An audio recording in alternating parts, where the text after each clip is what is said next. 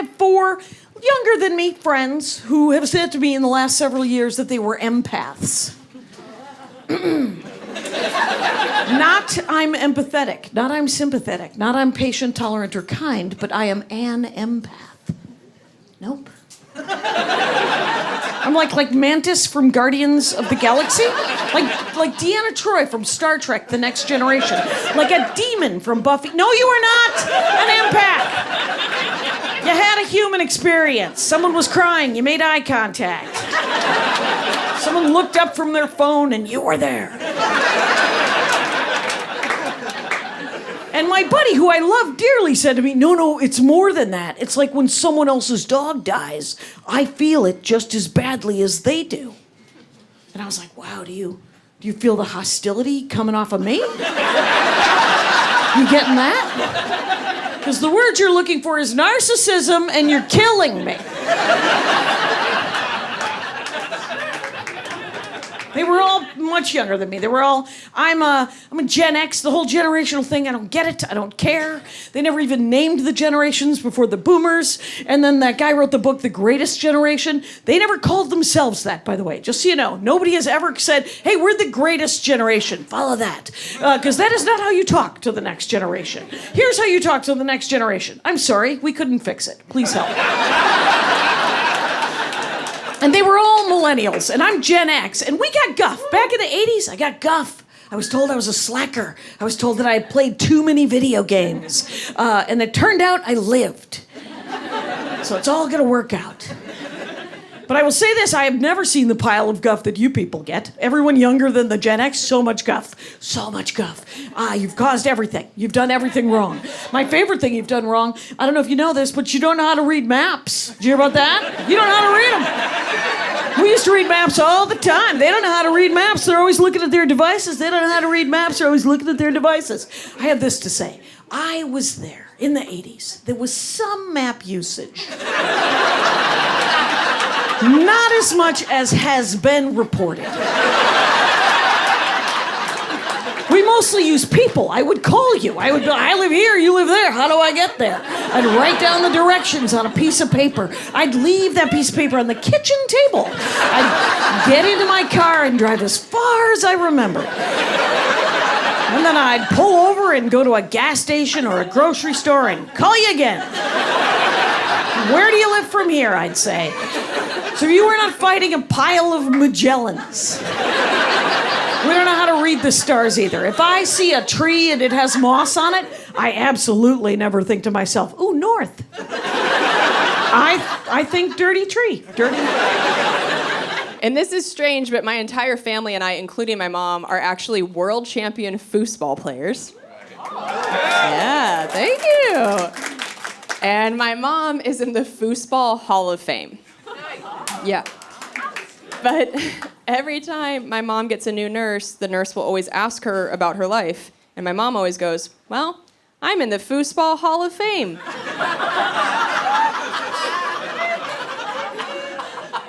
And every nurse goes, sure you are.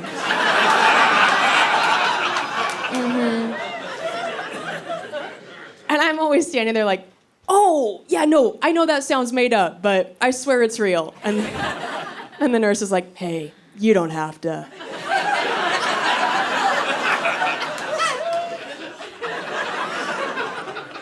And I'm like, lady, I swear to God, I can show you her trophies, I can show you a video of her playing. And that's when the nurse starts to look at the other nurses like, oh, does the daughter have dementia too?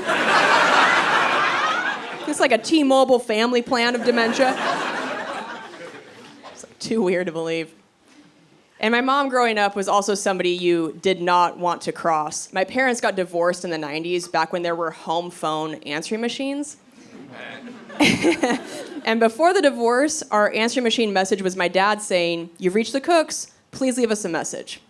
And then after the divorce, my mom had changed it to her just blasting Alanis Morissette's You Oughta Know.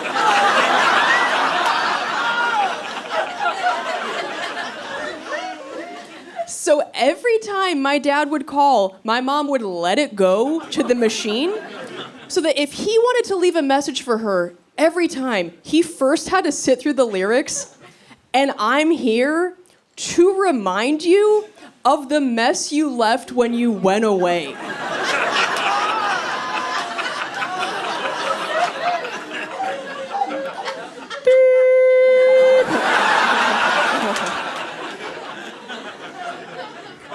I mean, that's a bad move right there. That takes balls. Because it's not like that was just the message for when my dad called. That was the message for literally anybody who called our house. So after a while, we started to get messages from people like, "Hey, this is Dave from Blockbuster. And I'm here to remind you."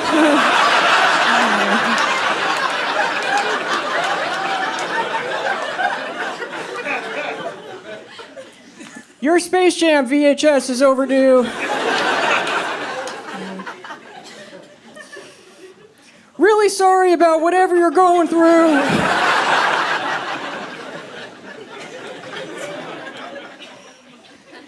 And long before my mom had dementia, she had retired from teaching, and she had taken on some interesting retirement hobbies. She had started to screenshot the selfies I would post on Instagram, and then she would print them out and go to Kohl's and buy those 30-photo collage frames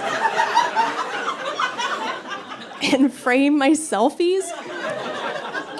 But I didn't know she was doing this until I visited home one day and I just walked into a museum.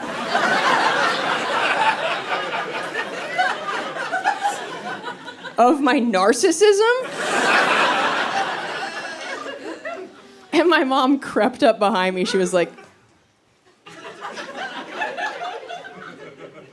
"Do you love it?"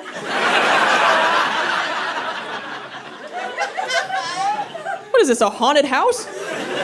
This is horrifying. I'll never take a selfie again. This is like an intervention. But here's the thing. Nobody had taught my mom how to crop a screenshot. So all of these printed, framed photos show her phone battery percentage.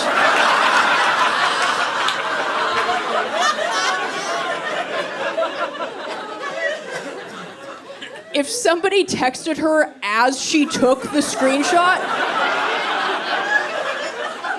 it's up there.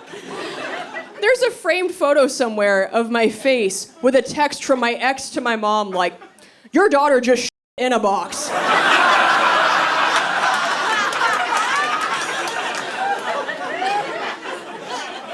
Please advise.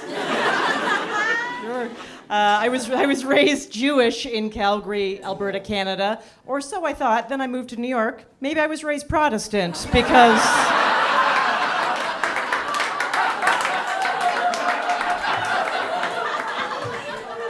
yeah, everyone here is more Jewish than I am. Everybody. My Puerto Rican neighbor knows more about Judaism than I do. Yeah, he'll come up to me and be like, "Shabbat Shalom, Ophira," and I'm like, "Okay, thank you." Because I have nothing more to say on this one. And I'm not from a stereotypical Jewish family in the sense that we were not rich Jews. I didn't even get the good end of the stereotype. Not rich Jews. We were very working class Jews. You know, we mowed our own lawns. We painted our own houses. We fixed our own cars. There's Sephardic Jews. There's Ashkenazi Jews. I'm from a very small sect called the DIY Jews. We are the DIY Jews. We are the Jews behind the Jews, really. Yeah. We're the heaps for hire. That's who we are, the heaps for hire. I will say this last year, too, I have looked at my phone way too much. I mean, your phone now tells you that. But I've looked at my phone way too much, and I get sucked into social media like nobody's business. I mean, Instagram, everyone's having more fun than I am. Twitter, everyone's saying funnier things than I am. But I've reached a new low because now I am scrolling through Venmo.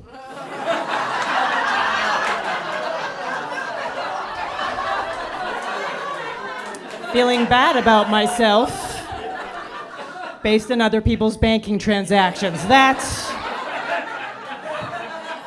Venmo FOMO. That is the lowest form of FOMO. But let me tell you something, the vaguer the description of what it is for, the more you feel left out. Because I'm just scrolling and then it's like Sarah paid Michelle and just wrote, shenanigans.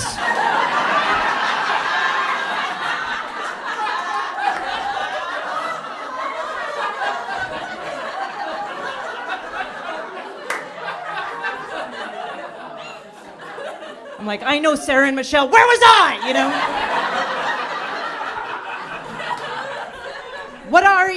What are shenanigans? I don't even know, they sound amazing. Like, I've been part of a shebang and I like cardigans, but I don't know what's a shenanigan. Sounds expensive.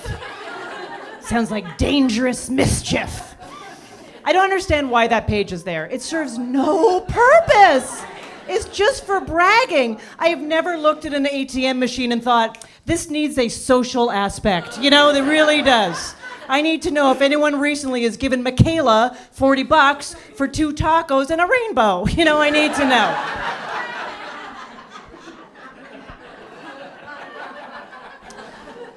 So now I live in Brooklyn, and yeah, I like it. Yeah, I know, lots of Brooklyn people. So, you know, neighborhood's great. However, 3 months ago, there was a shooting on our street. Nobody got hurt, but here's what happened. Someone came by in the middle of the night and shot 3 shots in 3 consecutive doorways. Boom, boom, boom. And just to give you an idea of the street, if they would have kept going, the next doorway would be a yoga studio. All right? So the yoga ladies went insane. They were like, this place has bad vibes! You know, they were mad. And then the real estate agents were like, how are we gonna sell these apartments for millions of dollars now? And then the families were like, is this a safe place for our children? And everyone wanted to know what the shooter looked like. That's all they cared about. They were like, what does the shooter look like? What do we know about this guy? Was he black? Was he white? Hispanic? What do we know about this guy? What does he look like? And then news came back that the shooter was a woman. Yeah. And the conversation totally changed. Oh yeah, everyone was like, oh, did she get him?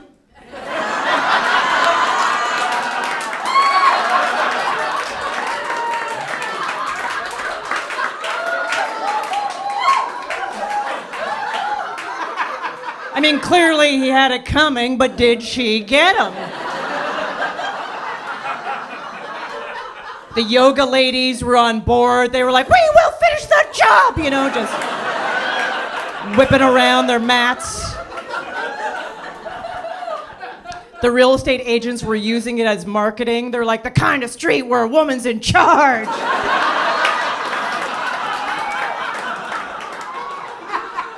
Even the families were like, you know, you can stand up for yourself like that woman did. She was a hero. And the only thing they cared about how the woman shooter looked was if she looked satisfied.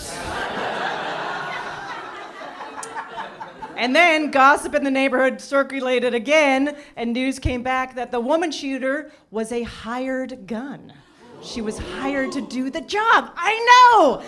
That has got to be something that you get paid for over Venmo, right? That would be a shenanigan. I'm just saying. That would be a shenanigan. There's also people out there that review cat food.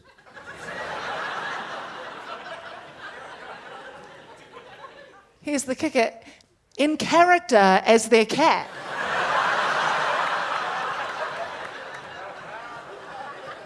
Like, if you look it up, you can look it up when you get home, like Fancy Feast website.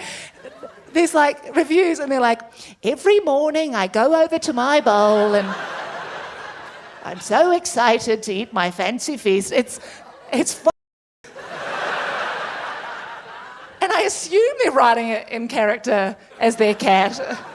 Otherwise, Fluffy is a weird woman. I was sitting on my couch and a tooth dropped out of my mouth. Just dropped out of my mouth. I wasn't eating or drinking anything, just plop. Yeah, I thought like as you get older, things start to ache, like joints or your back hurts. No, stuff just falls off.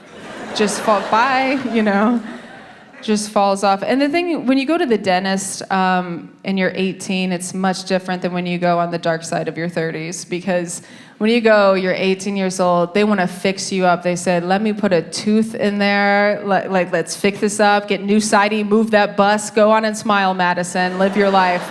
When you go in there, like I go in there, it's fucking sad. The dentist is just like, sees that hole and says, do you want to just leave it? Like, just leave the hole? Do you even smile that much at your age? So,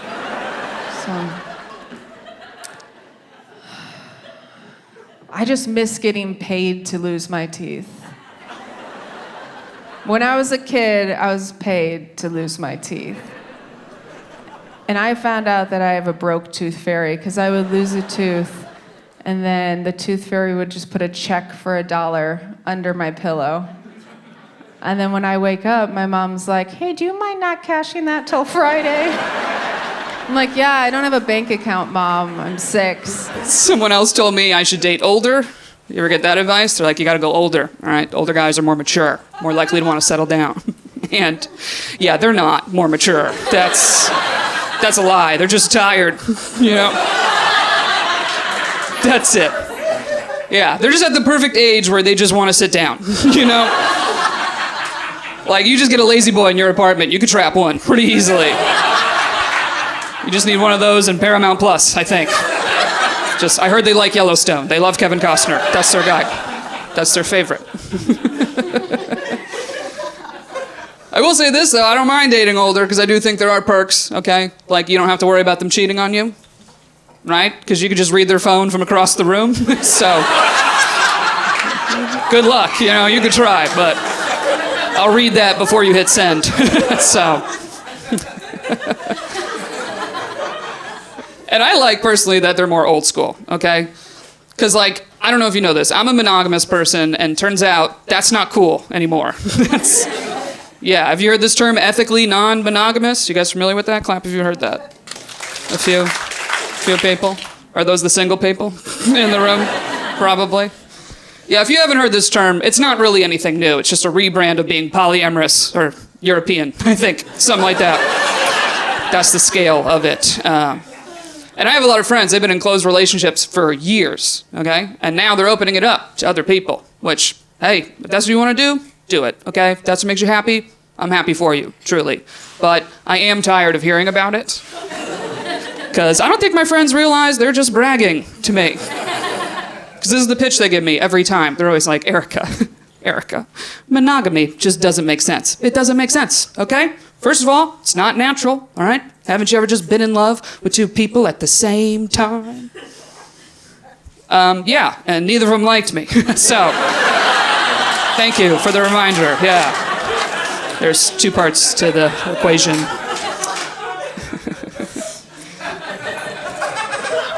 I'm glad you guys don't think I'm judging them, by the way, because I don't. There's been times I've thought about it. I'm like, maybe they know something I don't, Maybe the key to having an amazing partner is you just get 3 of them instead.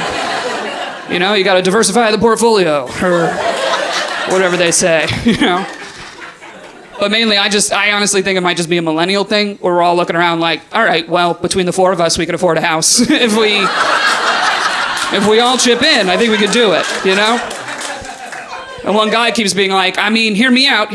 If we added in another woman, we could probably get granite countertops. I'd be like, screw it, I'm in. Add her in. I'll figure that out for granite. I will. Can add one more to the team.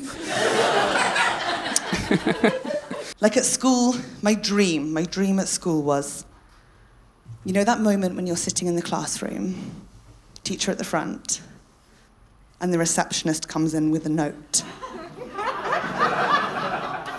for one of the students. And we know this note. It's usually that someone's forgotten their school lunch money or forgot their PE kit. But every now and again, this note was something more. And whenever this receptionist came in,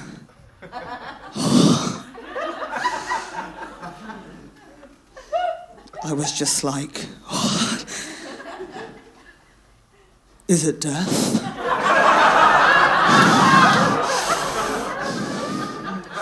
Is it for me? Just so excited at the prospect of being told something awful in front of people. Want to hear something ridiculous? All 4 of my grandparents died when I was at school. My parents told me when I got home.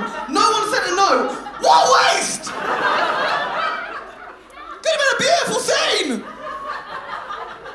You know that whole, you might get hit by a bus tomorrow? It's one of my favourite excuses for doing anything, because it excuses anything. Because it's like, could get hit by a bus tomorrow? Why not? I can do whatever I want because I could get hit by a bus tomorrow. But what I find weird about that saying is I don't know why it's always a bus. Like, the saying is a bus, right? You could get hit by a bus tomorrow. I don't know why that is, because, you know, a car would kill you, a train would kill you, but the saying is, and always has been, a bus. Why? Is there some rogue bus driver out there just hooning around, mowing down people who aren't living in the moment? That guy just bought a packet of seeds. You're And it only works in a city as well. Like, if you live in a little country town, you can't be like, what are you doing that for, Dave? Like, well, could get hit by a bus tomorrow. No, you couldn't. It's not here till next Wednesday. I do like how when you go into a Starbucks, everybody's working on their dreams, but when you walk into a Dunkin' Donuts, no one's doing anything in there. Have you seen anybody work on anything in a Dunkin' Donuts before? No. They're all sleeping. Like, is this a heroin den? What is this? I was like, you guys should become a bus station. This is a shithole in here. So depressing. I saw a guy walk into a job interview with a Frappuccino once. I'm like, good luck, buddy. What a great way to tell your employer that you're responsible, like starting your day off with a milkshake. Like, okay. It had extra drizzle on it. Just to, like, hit it home. I was like, that's not the appropriate beverage to bring into a job interview. I feel like you should come in with a mug with coffee in it. Like, what a great way to project that you work there already. Like, oh, did you guys call? It has CEO on the mug. They're like, where do you see yourself in 5 years? You're like, it says it on the mug. You just have to project. My kid started hitting me when he was 2 years old, out of nowhere. Just sometimes with his hand, just pop, like a pimp. Just bah! Bitch, where's my Legos? Bah!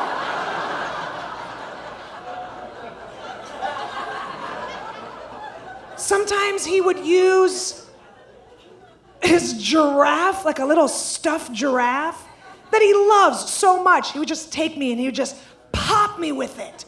And I didn't know what to do. I was shocked. I turned into like a Tony Soprano mafia guy. All of a sudden, I started threatening his giraffe.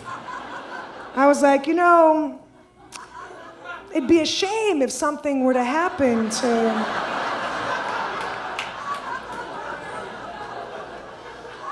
Accidents happen. Maybe the giraffe knows too much. Take him for a long ride. He would still do it, just hit me in the face with his giraffe. Just hit me, yeah. So I was like, I'm gonna cut the giraffe's head off and put it in his crib to send him a message. You don't mess with Cosa Nostra. I like being married. Being married's fun. Me and my husband have a lot of fun together. I will say, I don't know if you can tell by the shape of my body, but I'm Irish Catholic. Is that registered? If you don't know what that means, if you ever walked past a white woman and you're like, no way I could push her over, you know, that's us. That's sort of like a sturdy bunch. The stereotypes about Irish Catholic people are we drink and we fight. And I'm going to be honest, those are my big two. Okay, those are my two favorite things. And my husband hates the fight, hates it. And I will admit, sometimes I get a little overzealous. Like, my husband watches all of these classic rock documentaries. I don't know if there's any other white guys here tonight. Huh? Any white guys? Woo, don't woo! Not in this climate. Okay. Every single one of these classic rock documentaries, they're horrible to women. I don't know if you've ever seen any. Every single one, they're like, chick got pregnant, so we left her at a truck stop. Rock and roll, baby. And it makes me so angry. And recently, I walk in our bedroom. He's watching this classic rock documentary. Huge performance scene. Full band. One single woman on stage. And she was holding this little guitar. Okay, I know. This set me off. I was like, oh, the woman's gotta hold the little guitar. She got a little guitar with the little woman arms. Huh? She can't hold a big guitar like a big, strong man. She got a little guitar. I'll never forget. He goes, honey, that's a violin. I go, oh, you're gonna mansplain me violins now. Unbelievable.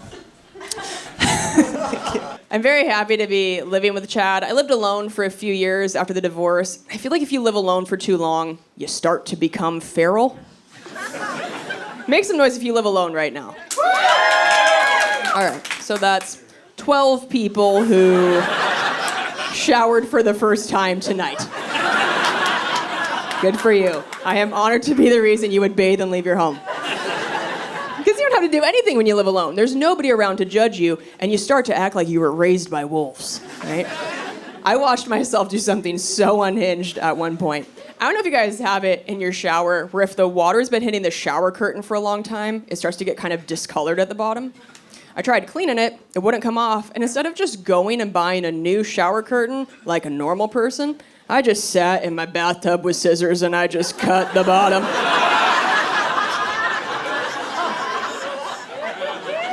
I just went full meth head. I was just like, ay. Arts and crafts. I literally gave my shower bangs.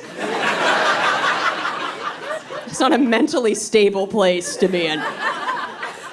And then, of course, it really looked like it. So I went to Target, and they had just released fall candles.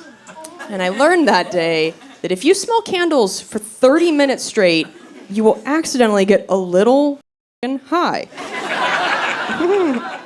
Nothing crazy, but I'm a lightweight, and nobody in the DARE program talked to me about candles. So I was unprepared for what happened to my body. So I was floating around Target. I grabbed the shower curtain I wanted, and when I went home and hung it up, it only stretched like half the length of my shower, and it was so long, 5 extra feet of fabric coming off the bottom of this thing. And my stepsister came over the next day, and she used my bathroom, and she came out, and she goes, why do you have a window curtain in there?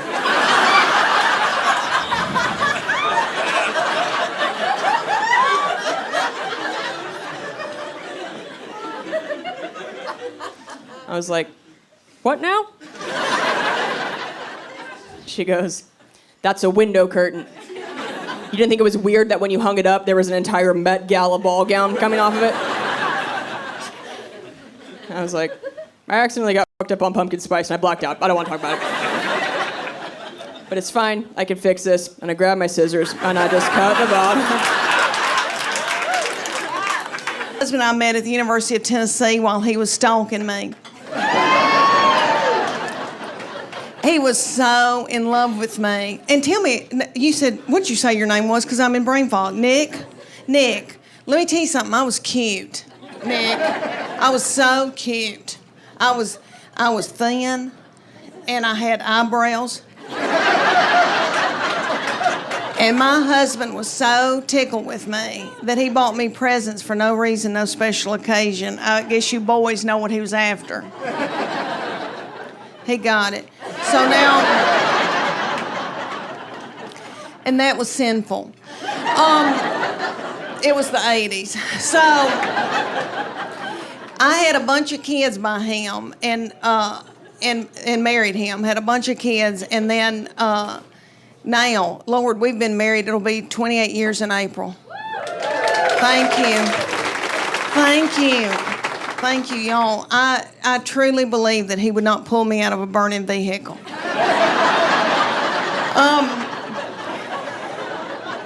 I've had a big week. I've been in Portland, Oregon this week. Yeah, and they're so weird. And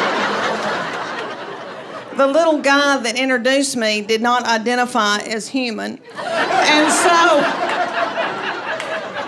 he had to introduce me as a wife and mother, and that was hard. But anyway, I've been in Portland, and then I was in Tampa last night.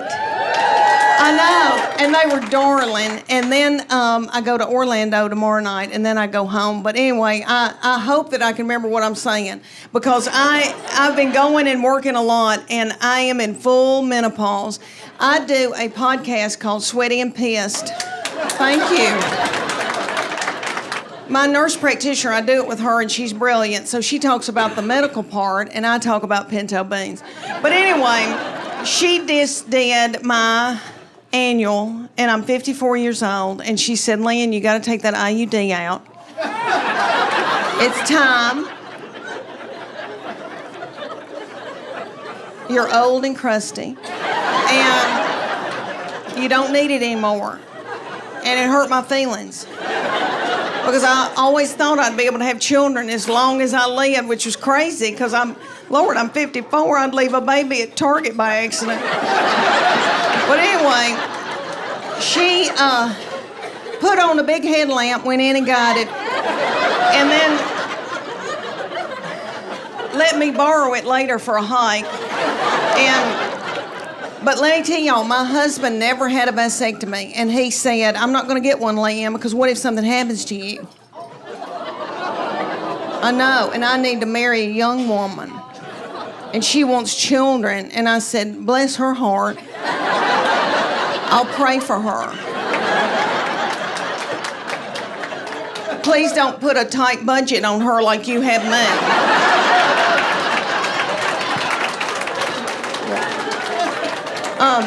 Okay. My husband and I are empty nesters. These children walked off and left me with their daddy, and he is so not fun. Because he's got to make a living. He's got to make a living, and all that money going out. Everybody's getting their eyebrows waxed and stuff like that. So, and you know, kids walk out of a room, they don't turn the lights out when they leave, and that makes a man a butthole. But it's just me and him, and we've got 2 beagles that we are in love with, and we just sit and kiss them in the mouth. And because we miss these kids so bad. And we let them sleep in the bed with us, these dogs. And they're nasty.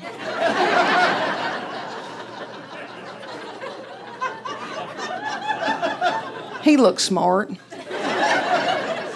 Do you do math? I know it, honey. I get it. I dig it. Okay, so I didn't mean to get off on that tangent. Okay, so we get in the bed. We've got 2 beagles. The oldest one is from Ogden, Utah. My husband got him on a business trip and flew out there on a company plane, and the plane needed to be worked on, and so he went to a parking lot and called me and said, there's a man in a parking lot with a box full of beagles, puppies, and I want one of them. And I said, this isn't a good time for me. And he said, it'll be fine, and hung up the phone. But that beagle has been yummy, and he's now 12 years old. He's a little old man, white in the face. I know he's yummy, and my husband worships him. So we get in the bed, and my husband pulls him up to him and spoons him in the bed. And that old beagle looks at me like,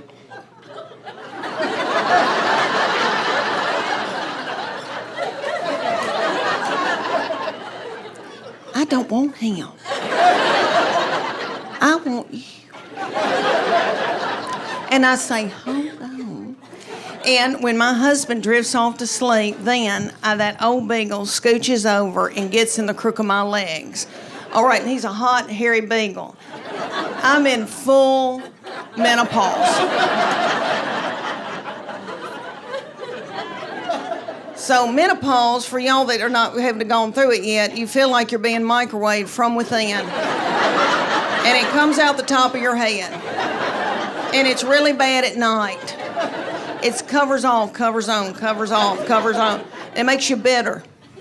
Okay, so anyway, he scooches over and gets in the crook of my leg. So I end up on a king-size bed, about this much room.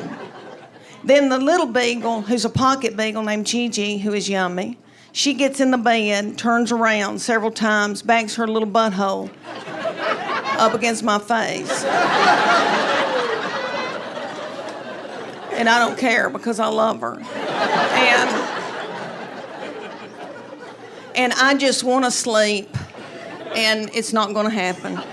Because when you're in menopause, you don't sleep. And I don't want to get hooked on dope. So I take melatonin, passion flower, GABA, L-theanine, Valerian root, and pray to the dear Lord that I can fall asleep. And just when I get in a deep REM, my husband, about 2 o'clock in the morning, I don't know what happens, but he jostles awake, reaches over, and grabs one of my breasts.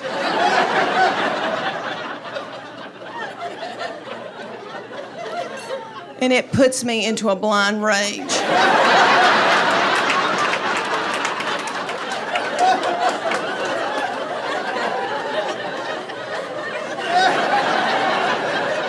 And I know you boys need that. And that's the way God made y'all. And when I get to heaven, I'm gonna ask him about it. That's how y'all show love. But I say to my husband, I know you want to do it, and I'll do it. I'll do it. But can we do it before 10 o'clock? When I know my name, and I know your name. But I waller in the bed all night. I waller. Do y'all know anybody from Tennessee? Do I need an interpreter? Oh, okay. We say words like waller. We waller dogs and waller babies, and I'm wallering in the bed all night. And then I get up the next morning, and I think, oh, I'm going to clean out a closet. I hadn't slept one bit. This Fitbit says to me, you hadn't slept, girl. Okay, so I go to clean out a closet, and I end up in the driveway, and I don't even know how I got there. Let me tell you boys up here in Naples, y'all, I saw these fancy cars out here. My husband is very, very tight with money. Let me tell y'all that I'm driving a 2009 white Honda Pilot that's got 235,000 miles on it. Last year, lights started coming on saying, get out, Leanne.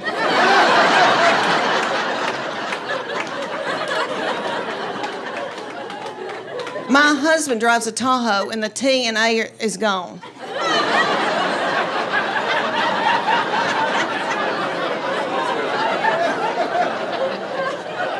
He is very tight and has been saving for our retirement since he was 26 years old.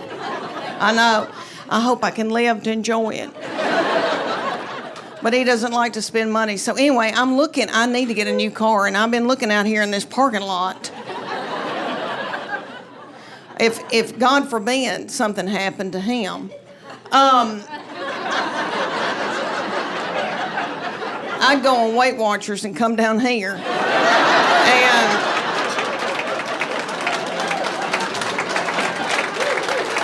And even though, Lord, me and my best friend, we've talked about it, because I'm 54, she's 55, and we've talked about, Lord, what if we had to get a man? What if we had to get out here and date? I mean, it would cost me $1,000 just for the grooming. I've got something wrong with this toe. Toenail. I need to be on Lamisil. It's thick. Oh, if I had to get out here. She loves her husband, but she said, oh, well, if I had to, I guess I could show somebody my left breast. She said, it looks okay. Oh, y'all, all right, let me tell y'all that I've got 3 children I'm in love with, and I wanted more.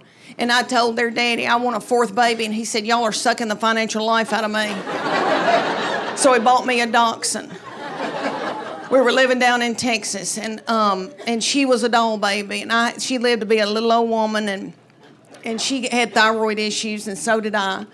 And so we had to get on thyroid medication at the same time, and we both gained a lot of weight. And I was walking her in our neighborhood, and a little girl came out and said, "Can I pet your groundhog?" But anyway, all right. The 3 children I did get to have been a blessing, and I'm in love with them. I've got a boy and 2 girls, and my boy has been so much easier to raise. Who do you think's easier to raise, boys or girls? Just yell it out. Boys. Every once in a while there'll be a frail little woman yell out, "Girl." But I think she's being threatened. No, I love my girls. I love my girls. And I know that when I'm in the nursing home, they'll be the ones to come and pluck my chin hairs. But my boy has been so easy. And I got to tell y'all, I think firstborn, they are. You know, they want to please you and that kind of thing. But he was born an old man. Have you known anybody that was born an old soul? He was born an 80-year-old man. He has had a garden since he was in 6th grade. He cans his own food. I know. Yummy. I know. Woodworks. Makes his own spoons. I know. He wanted to learn how to play the banjo and the mountain dulcimer and the mandolin when he was in middle school with khaki breeches on. Okay, that angel from heaven. So we call him our little Billy Graham. He's been very spiritually mature. I did not do it. My husband didn't do it. We're full of sin. But we've been washed in the blood. But anyway, so my boy has loved gospel bluegrass. His favorite artist is Dr. Ralph Stanley. Little Dr. Ralph Stanley's no longer with us, but he lived to be in his 90s, and he was the godfather of Mountain Soul. And he came to Knoxville to the Bijou Theater, and I took my boy, he was about 15, and little Dr. Ralph, they propped him up on stage. Had a little cowboy hat propped up on his head. I almost threw my panties at him. Because that's what you do at Tom Jones. But anyway, I was sitting there listening to Dr. Ralph sing a song about a robin laid an egg on Daddy's grave. And I thought, how many teenagers are listening to this? What are teenagers listening to? Walk a Flock of Flame? I thought, wouldn't it be funny if I had to yell at my boy, turn that bluegrass down? If I hear I Saw the Light one more time. I grew up a little bit sheltered. I think I was one of those kids that played by myself. I had a big imagination. I grew up in Kentucky. I was around horses. I always wanted to be like a cowgirl, right? But my cousins always made fun of me because they were a lot more country than me. They said I was a city kid because I grew up on a cul-de-sac. And I will say, though, we had different childhoods. Okay, the biggest difference between a country kid and a city kid is the country kids, they grow up with farm animals, right? And they're a lot more exposed to the circle of life. Like city kids were a lot more sheltered. Like, you know, when we have a pet, we put a little, we'll put a little sweater on them. Oh, isn't that cute? Oh. And country kids, they put butter on theirs. And they eat it, okay? Country kids, they see death before breakfast. And then they have that death for breakfast. I remember even recently, I went to my cousin's farm that she's raising her 3 kids on, and I was talking to Knox, that's her oldest kid. He's 6. He's telling me how he's helping his daddy with the baby calves. And I was like, whoa, that's so cool, Knox. What are you doing? You help him feed bottles? And he goes, no, I gotta throw rocks at the buzzards.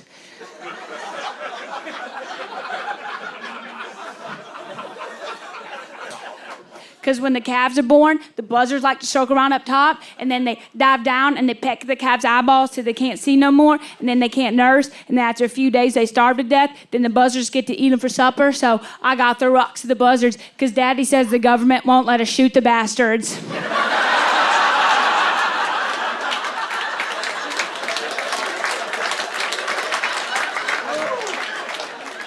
I was like, yeah, I get it. No, I tried to... I mean, I did the same thing, man. When I was your age, I had to feed my gerbil, so.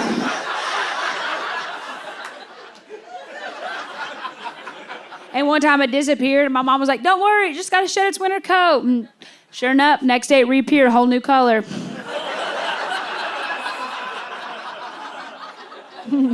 I had this like little brown boy gerbil. Next day, white girl rabbit. What's up? I'm telling you, these country people, they are so much more at ease with death. I even remember when I was 6 years old, my parents took me to the Kentucky State Horse Park for my birthday because I was obsessed with horses. You gotta go. It's in Lexington, Kentucky. There's horses you can pet. There's horses you're not allowed to pet, but you can look them in the eyes and cry. It's Disneyland for middle children. I'm so excited. I'm 6. My birthday party, right? I'm standing outside the front of the park, and I'm looking at a statue of a famous racehorse named Man o' War. When all of a sudden this hillbilly fairy shows up out of a tobacco cloud. He looks like Tinker Bill, and he leans over and he goes, "Oh, Man o' War down there." And I was like, "Well, what?" And he goes, "Oh, Man o' War down there." And I was like, "Oh, I'm sorry, I have a boyfriend."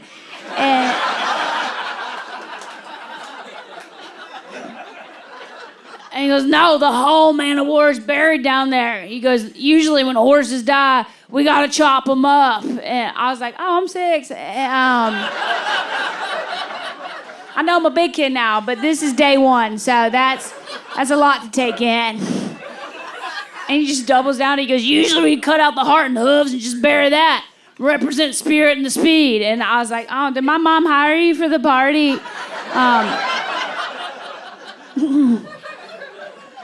I go, "What do you do with the unicorn?" He goes, "What?" I was like, "Well, the magic part." And he goes, "Oh, I'm sorry, I have a girlfriend." And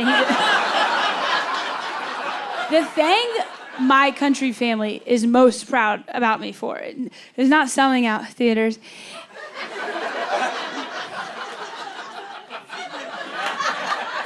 I see you. It's a rat.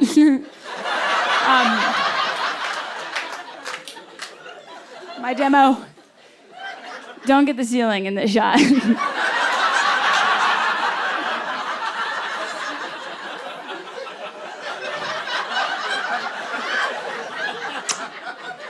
No, I'm very rich. I'm very successful. This is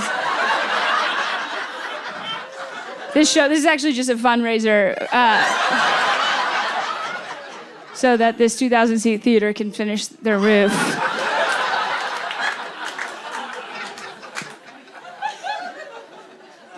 It's because I get to go across the country and open up for David Spade as his body double.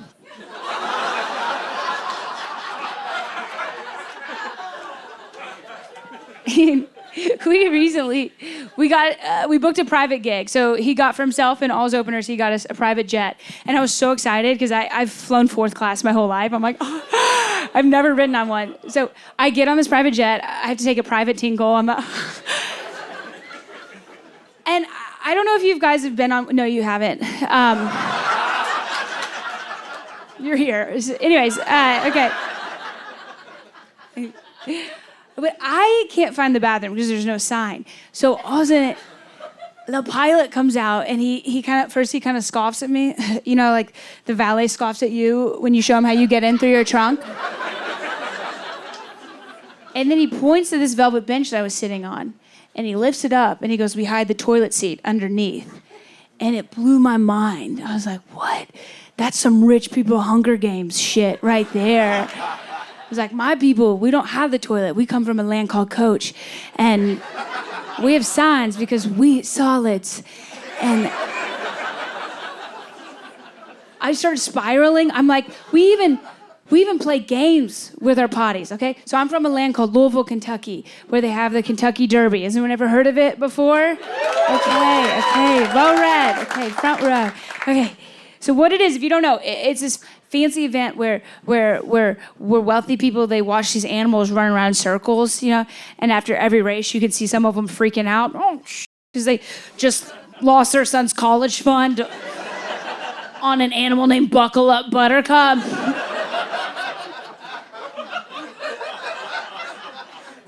But at the Derby, they don't let us hillbillies in the stand. They corral us in the infield, right? So we're there watching the horses race, and we get FOMO. We're like, oh, I want to do that. Hold my moonshine. And so we have ourselves something called porta potty racing, okay? Do y'all know what porta potties are? I want to make sure. Okay. You never know. My tickets are expensive, so, you know. Okay, so what porta potty racing is, if you don't know, porta potties, they're, I just remember the first time I saw a porta potty, I didn't know what it was. I just saw people like lined up and they were so excited to get inside, you know? They were like, oh my, hurry up! And I was like, oh my, what is in there? 'Cause I grew up very Catholic, so I thought they were little confessionals. Because people they looked so worried before they got in, you know, and then they got out, they were so relieved. So okay, so porta potty racing, what you do is you find a line of these guys, okay? That's a God-made landmark. You can read about it in Genesis. And and you go up to the first one in the line, and you ask a man to help you up to the very tip top of it. And he always does, because you have a sundress on. And then, oh, he looks just like you. I knew, okay. Now I clocked you. Okay, and then the name of the game is to try and run across the top of the porta potties without falling in. It's like the floor is lava, but worse. Because it's human lava. Do you get it? Listen, if you fall in, you're gonna wish it was real lava, all right? You would just die, but you don't. And then you just have to remember it at Catholic Mass the next morning. Now, if you get pretty far and you haven't fallen in yet, then there's dudes on the ground that are gonna get excited, you know, because now you're their redneck ninja warrior. They're like, oh my God, she's really doing it. And they can't help themselves. They get so excited, they'll throw full beer bottles at your head, because that's how their dad showed them they were proud. And then if you dodge all the bottles full of love and you make it to the very end, then you get to get arrested.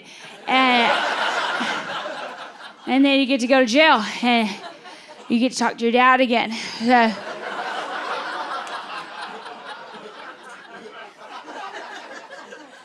Anyways, I said all that to the pilot. And he was like, you belong on Frontier. I've got to be a better person for my children. I can't let them see who I really am. Look away, children. Don't look at Mama in the eye. Look away. The only way I know how to parent my children is to lie to them. We all lie to our children. Every parent lies to our children, particularly when they're young. There's three fundamental lies that we say to our kids, yeah? Number one, Father Christmas. Apparently he's a thing. Yeah, we've all agreed that, not just in this country, it seems to be international. We've all agreed that Father Christmas is a thing. I say to my kids, now listen, don't you talk to strangers, especially any strange men, right? But Christmas night, some big fat fella will be popping into your bedroom to drop off some presents, okay? I know it's a mixed message, but don't worry about it. Number two, the tooth fairy. My kids are not freaked out by this at all. They have accepted this. We have told them that some tiny little... What is it? Some tiny little thing is going to be buzzing around at night. It's going to nick their teeth and leave some money under the pillow, and they're like, Mama, I can't wait.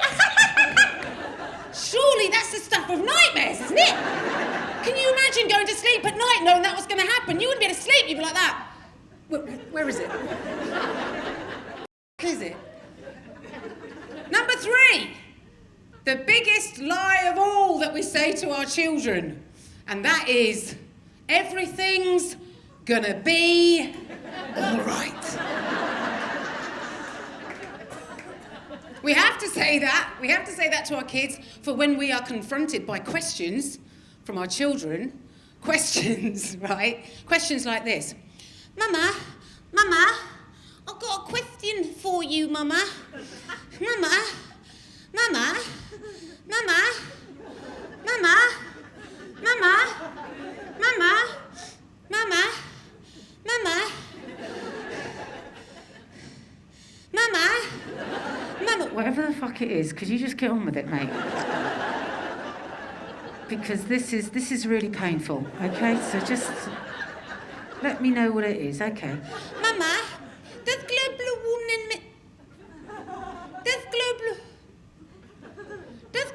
warming mean that we're all gonna die? Oh my goodness, oh my darling boy. Okay, now listen. 2 things, okay? First,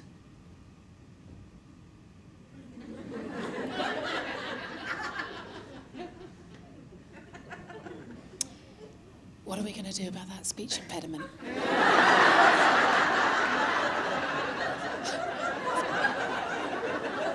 We'll circle back to that. And second, now listen. Of course, it doesn't mean that we're all going to die. Okay, darling? It doesn't mean that. All it means is that the planet's got a bad tum-tum. The planet not feeling very well. But if we all do our bit, you know what? We can make the planet feel better. Oh, Mama, I want to make the planet feel better, so I'm going to take my paper straw and I'm going to put it in the recycling. Oh, darling. You do that.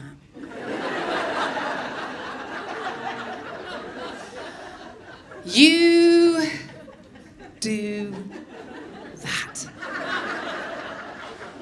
Because it's going to make all difference. Because the planet's on fire, okay? You can't say that to your kids. You gotta offer them some hope, some optimism, even though you know in 20 years' time they're gonna get sunburnt in January holidaying in Dundee. You can't say that to them. I feel very lucky nowadays. I've got really lovely friends.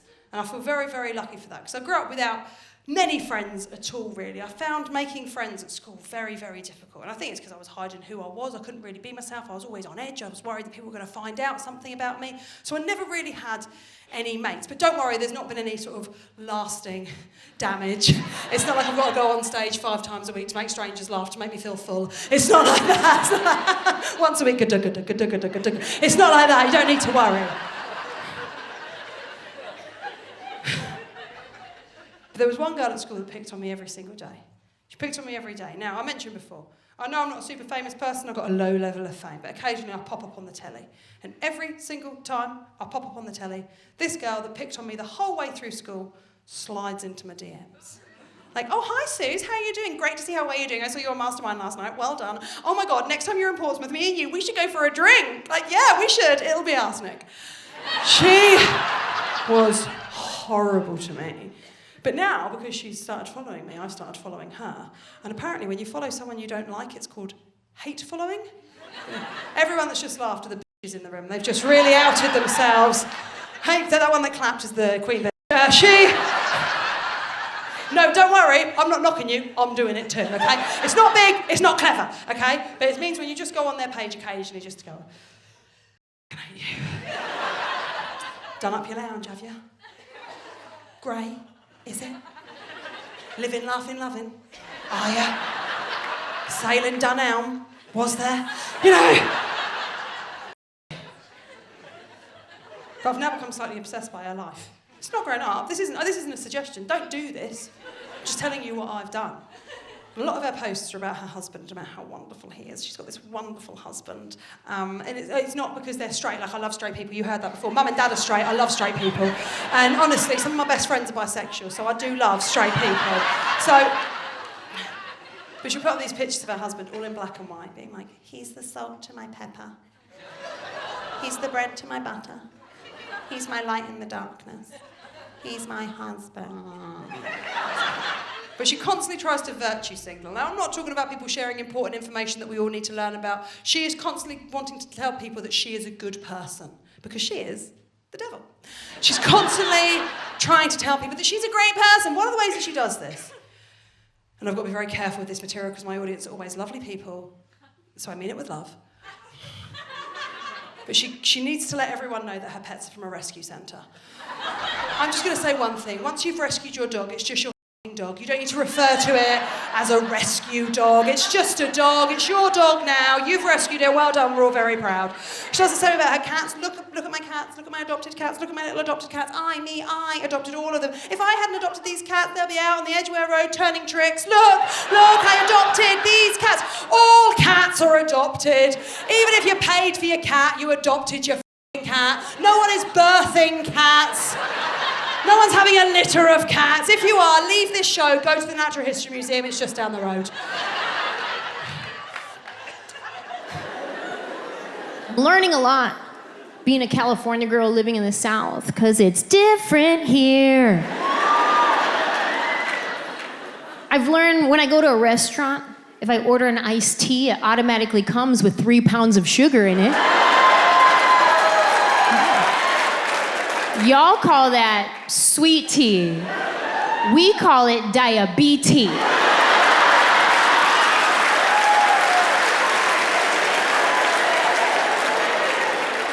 Learning a lot. Very simple things. Like when I'm in Los Angeles, if I go to a store and they're like, can I help you find anything? I'm like, I'm okay. And if I'm feeling really friendly that day, I'm like, I'm okay, thanks. That's it. That's where it ends. Then I got to Nashville. I'm at TJ Maxx one day. I can hear the ladies in the row next to me. Can I help you find anything? I'm all right, but thank you so much for asking. It's my pleasure. It's a beautiful day outside. Yes, it is. But they say it's going to rain about 3 o'clock. Make sure you get home before the traffic is going to be a mess.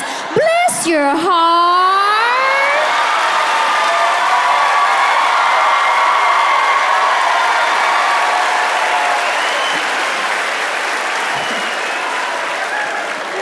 I was like, ooh, I don't know if I have energy for the South. I don't know how to do it. Like, who stops talking first? Then I look around the corner and neither one of them even worked there.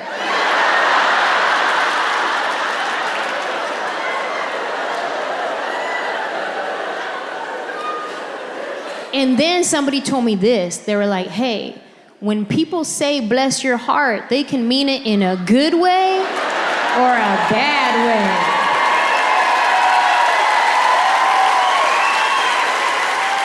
And I was like, what? Like, how you do a bad bless?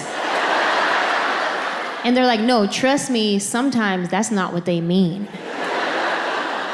So now, anytime somebody tells me bless your heart, just to be safe, I reply with, bless your heart. Yeah, I wish you would bless my heart. Bless it again, go ahead.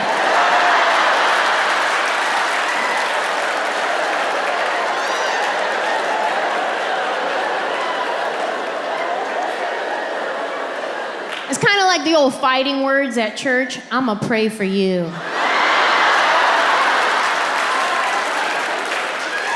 Oh, that's funny, because I'm already praying for you. Yeah, you been on my prayer wall. About to lay hands on you too, say I won't.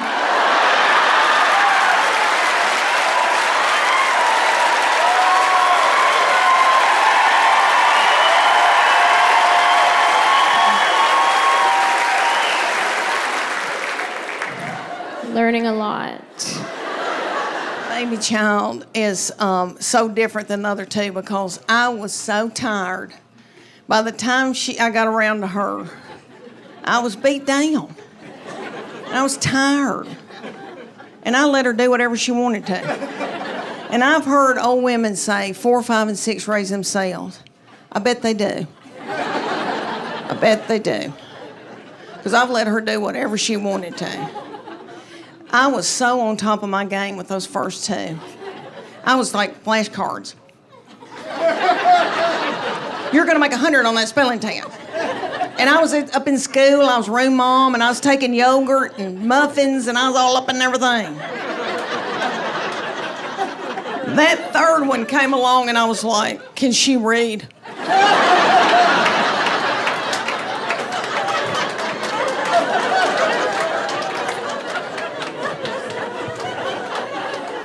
Let me tell y'all that my people are down in Middle Tennessee. I told y'all farming people, and I was raised old-timey Methodist. And my people are kind of superstitious, and there was like no gambling. You could play rook. There was no alcohol in our house, never had alcohol until my sister, until we were trying to get her married off. And she married this hoop-de-doo man that owned part of a winery, and so we all started drinking. Yeah. And my little mama had never had alcohol, and she drank a glass of wine and got out of my car, and she goes, I can't feel my arms. But there was no cussing in my family. They didn't want any ugly language, so I brought that into my marriage, and my husband's people say ugly words. So I said to him, we're not going to have any cussing in this house, and I said to these children, I go, nobody's going to say anything ugly. You can't even say stupid. You can't call anybody stupid. You can't say but. If you do, you're going to be in deep doo-doo. And they listened to me. Those first two did exactly like I told them. Well, that baby came along, and it started out with spell cussing. She'd come in a room and say, what the H?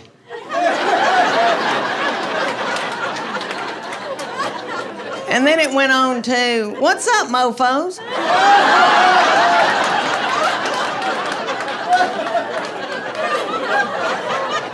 My husband's name is Chuck. She go, Chuck, you a-hole.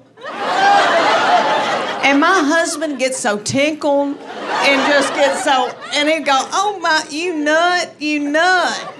And my oldest two would be like, what? She just said what? I know, we let her do whatever. All right, y'all.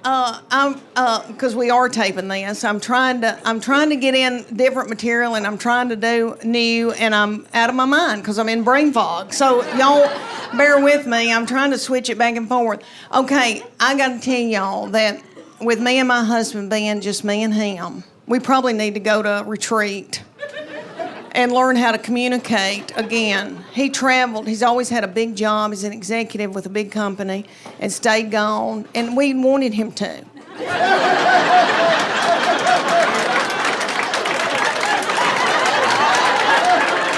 I'd be like, your daddy's coming home.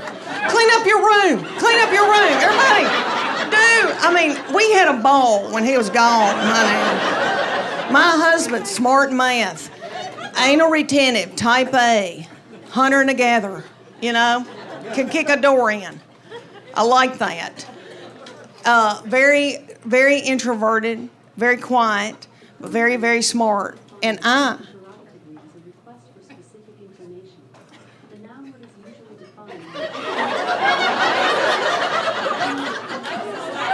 Is that Alexis? Are we boarding a plane? It sounds like we're boarding a plane. Is something taking off? If it is, we need to all wash our hands. What was I saying? Oh, my husband. Okay. So he has always been like he worked for Burger King when he was 14. They gave him a key. So, and he was getting an MBA at UT when I met him, and he's a little bit younger than me, and he'd already been out 4 years, worked, and then went back to get an MBA. I was just finishing up my undergraduate because I'm fun. So it has been a tumultuous, because if y'all saw my purse, y'all be like, her life is out of control.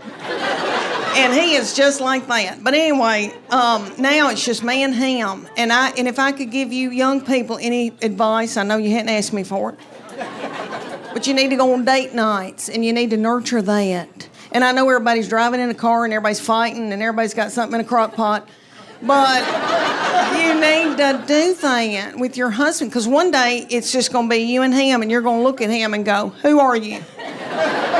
And what do you want from me? So I try to do fun things, and people say to me all the time, they go, do you let your husband travel with you? And I say, no. The main thing is he's got to keep working. We need health insurance, you know? Everybody's getting their eyebrows waxed. We need to keep this going. We want him to work as long as he can. The other reason is he loves a hotel. You know, men love a hotel. And I gotta work. I gotta put on makeup and get on Spanx. And so I'll take him to a hotel and he gets a glazed look over his eyes. And I find myself doing this. And it doesn't have to be a nice hotel. It could be a Scottish inn. And there could be a bloody spot on the carpet where there's been a murder. It wouldn't bother him. But anyway, I don't let him do that. So around Knoxville, I try to do things for me and him to do together. And I bought him tickets to go see Def Leppard and Journey. Oh, y'all. Going to a concert is very different when you're 54.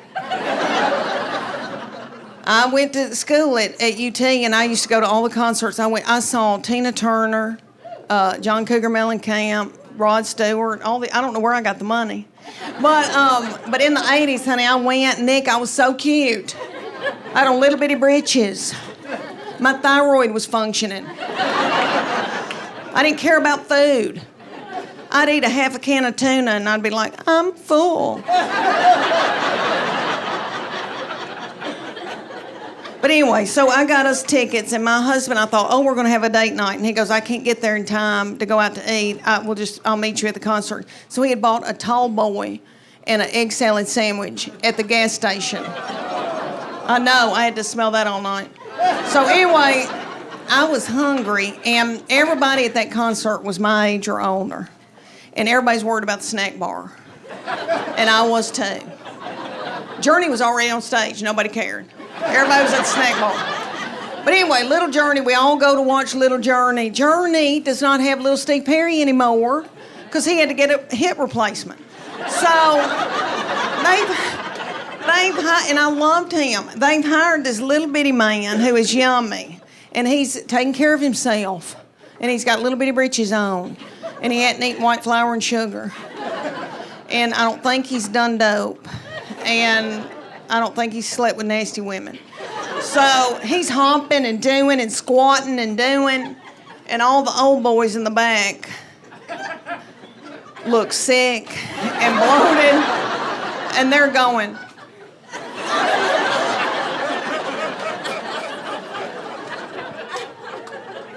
But anyway, they were good, and we watched them. Then little Def Leppard came out. Have y'all seen Def Leppard? Still could sing like nobody's business. But that little man came out. Oh, that little man came out. And his little hair was down to here, and you could see through it.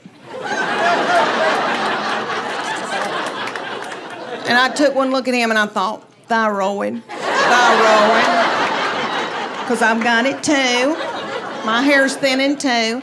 And that little bitty thing's legs were that big. I've never seen legs that tiny on a man. Frail. And he propped it up on a little... And he'd do... And then I noticed there was a hump right here, and I thought, what's that hump? Oh, hernia. He's got a hernia. And I know because I've had one, and he hadn't had time to get a mesh put in it. I've got a mesh. Anyway, he started singing, Put Some Sugar on It. And my very quiet, introverted husband stood up and then sat back down. We had a ball. They were wonderful. And then we walked out of Thompson Bowling Arena, and everybody was walking like this. Because everybody's got plantar fasciitis. I've had it. Yeah. Inflammation in our feet. Y'all know what causes that? White flour and sugar. Let me tell y'all, about 2 months after that, I got us tickets in Nashville to go see Hart and Joan Jett. I know, little Joan Jett. It was probably about 100 degrees, and it was outside, and it was hot and sweaty and humid. Little Joan Jett comes out in leather. And let me tell y'all, she's the size of this glass, Joan Jett. But she rocked it, and she has filler, a lot of filler, and it looks good. It looks good. And I've never wanted it until now. And I think, should I get my lips plumped up? Because what happened to my lips? My lips just sucked up into my body. I used to have lips. Anyway, so she came out, she was wonderful, and then Nancy and Sweet Ann and Nancy came out, the sisters, Hart. Ann's the oldest one, you know, the dark-headed one. She came out in a big pair of orthopedic tennis shoes.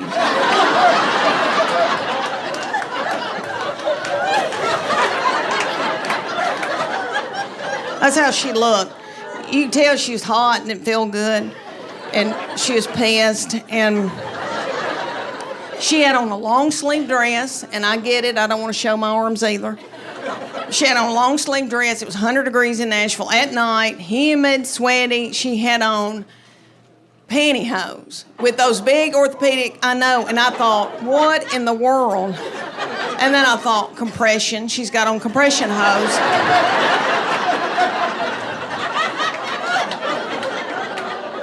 But she sang like a bird. And then Nancy, sweet Nancy's doing okay. You know, Nancy's a little bit younger. She can still jump. But they were wonderful. Anyway, we tried to do stuff like that. And I've told him, I said, we need to build intimacy. And not your kind of intimacy. Because he, you know, everything just means grabbing my breast. And even if he hasn't spoken to me that day. And I said, I need you to speak to me. And I need you to listen to me. And I need to be able to share with you things. And then the nasty stuff can happen if you listen to me. But he goes, what do you want to tell me? And I said, I got to tell you something's going on with my bladder.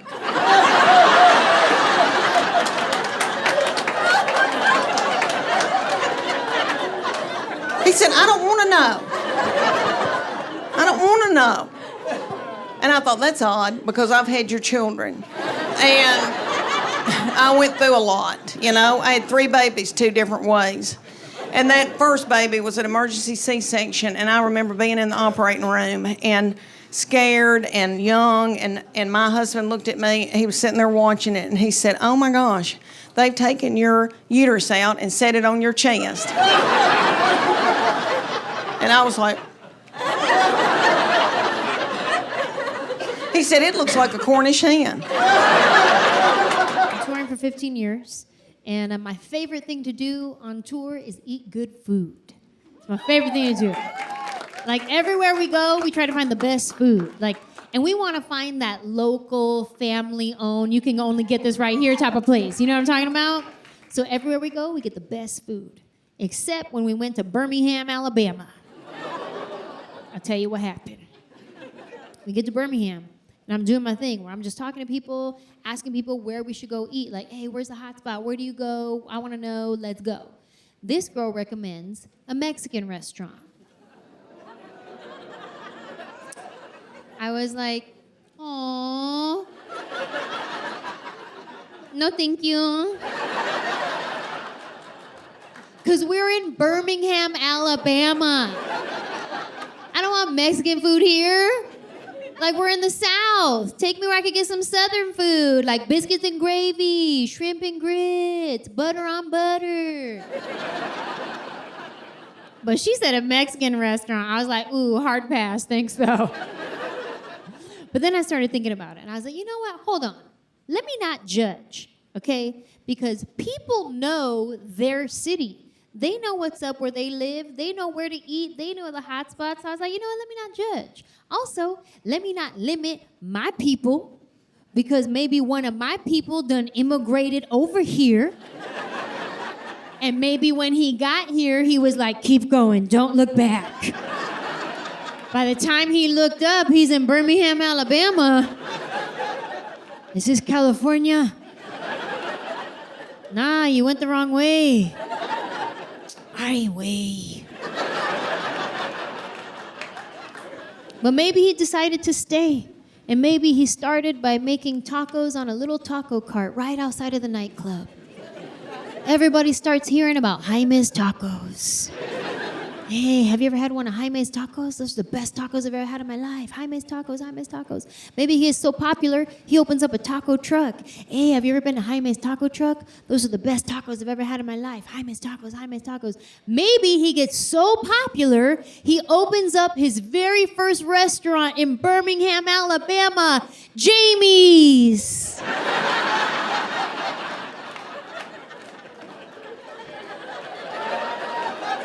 Maybe that's what happened. So I was like, you know what? Let me not judge. Let me go ahead and check out this Mexican restaurant in Birmingham, Alabama. So we get there. As soon as I walk in, I notice that it's all white people, not one Mexican. Strike one. Listen, this is not about white people. This is about the rules of restaurants. Whatever restaurant you go to, whatever culture that restaurant is, if you do not see the people of that culture in that restaurant, leave. Because if they won't even co-sign on this, it's not legit. If you go to a Chinese restaurant and you don't see no Chinese people, girl, bye. Even if you see one Chinese guy, listen real close, he might be adopted, don't fall for it. You need 2 cosigns in that situation.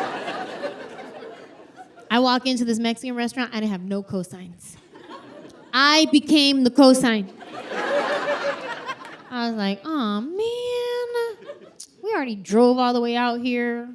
Let's just give it a shot. We sit down. They charged me for chips and salsa. Strike 2. Everybody knows that chips and salsa are free.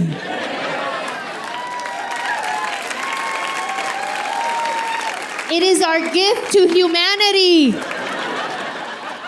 Oh, but not in Birmingham, Alabama. Chips and salsa, that'll be $2.75. Excuse me, please?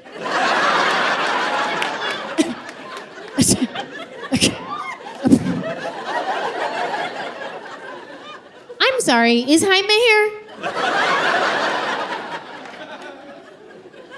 If that wasn't bad enough, this next moment is where my life changed. I'm reading the menu, and it says they have guacamole and seasonal guacamole. I said, seasonal guacamole? What's that? Are there any Mexican people here tonight? Okay, let me ask you a question. Have you ever heard of seasonal guacamole? Me either. I never heard of it in my whole Mexican life. I didn't know what it was. I had to ask my waiter. I said, excuse me, sir? Yeah, Chad.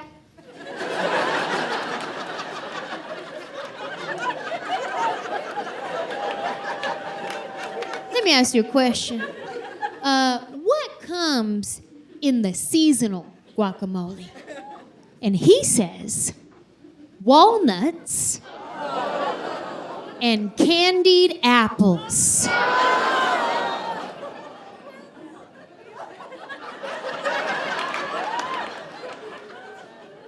Y'all, I was personally offended.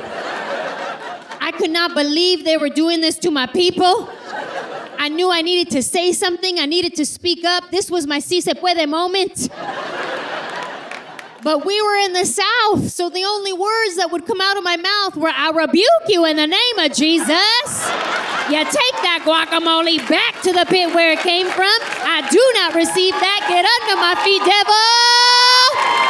And my parents are not from Kentucky, and so I don't think they understood what it meant to raise kids there as Jews. Because when I was in high school, my parents sat me down and they said, hey, we know you're gonna start dating soon, and we just wanna let you know that whoever you're into, whether you're into boys or girls or anyone in between, it doesn't matter to us. As long as they're Jewish. In Kentucky, they said that to me. As long as they're Jewish in Kentucky. That leaves exactly two people. It's my dad or my brother. Those are the choices.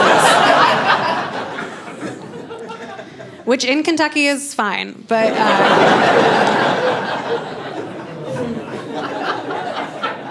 they're not my type. I don't know. They're my blood type, but they're my type. I was like the only Jew of my friend group. And I think this goes for anybody who grows up the only one of anything in any group, is you get people saying weird things to you, and then you just gotta absorb it. When I was in school, I wore a Jewish star necklace, a little Star of David. And I remember one day, this girl in my class saw it, and she said, does that mean that you're Jewish? And I said, yes. And then she said, a real live Jew?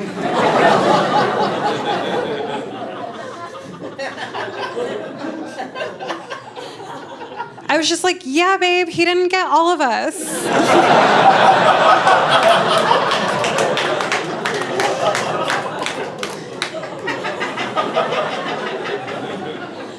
But I couldn't even be mad at her because I was truly the first Jewish person she had ever seen. That's why she said that. She could not believe it. It wasn't said with hate or malice, so I couldn't be mad. She said it with awe, like she had just gotten so lucky that she said it as if she was like, okay, yeah, I guess I only have 2 wishes left. So,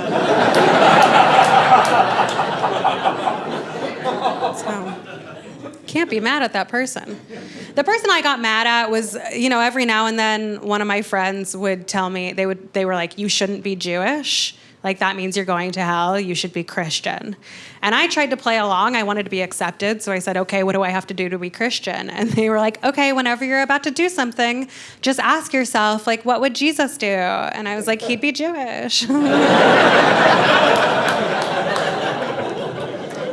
But like, I know where they were coming from. They were coming from a place of love, right? They really thought I was going to hell. They wanted to save me. The first time I ever heard that, the first time somebody ever told me I was going to hell, it was wild. I was in middle school, and my friend came up to me, and she said, Earl.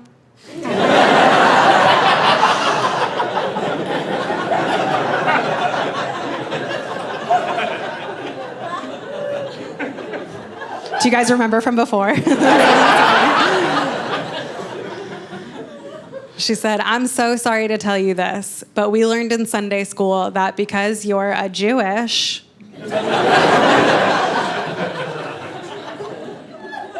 it means you're going to hell. And I was like, oh, wow. You think about me on the weekends? That's awesome. That's cool. You guys are cool. Thank God. Whew. Yeah, no, I've done some terrible shows. This isn't one of them. Done some really terrible shows. I'll tell you, the worst show I ever did, I did a show in New Jersey, which don't...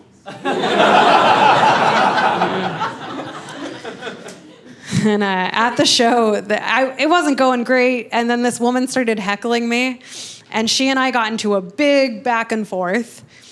And then as she and her husband were getting kicked out, her husband threw a full can of beer at me that it whizzed right by me, landed right next to me. And then I don't know, I picked up the beer and I chugged the rest of it. Yeah.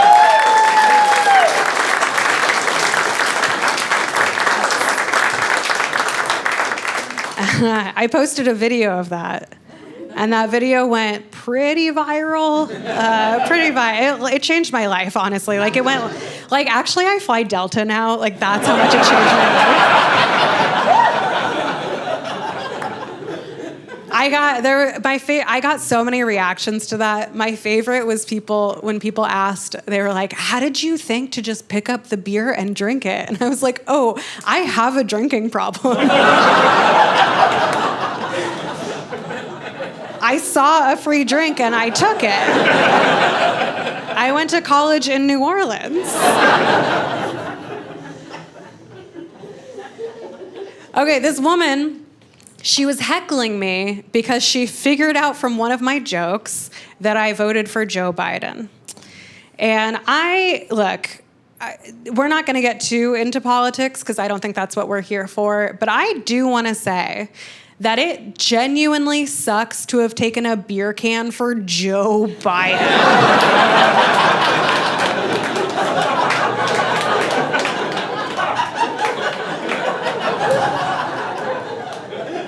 You get that, right? Because he's not a cool person, right? Like Beyonce is who I would gladly dive in front of a beer can for. Beyonce, I would take an insurrection for Beyonce at this point. Not Joe Biden. Joe Biden is the Jason Derulo of politics. Because nobody's like, yeah, it's my number one guy. But if it's on, it's fine. Not Joe Biden. To her credit, she was right. I did vote for him. I voted for him because I loved that he was tired. Obsessed with that. I think that's a great quality for the president I think every world leader should be 90 and exhausted. I want them to be too tired to put us in danger. That's what I'm looking for in my leaders. I finally figured out the right way to let screens babysit your kids. You gotta break out the good stuff. You see, back in my day, we had a roadrunner and a coyote who dropped anvils on each other's heads. We had a guy named He-Man who got amazing powers by holding up a piece of metal in a lightning storm. And we had a cat and mouse who ran around a house all day chasing each other with meat cleavers. Today, the plot of literally every children's TV show is, this character has a group of supportive friends.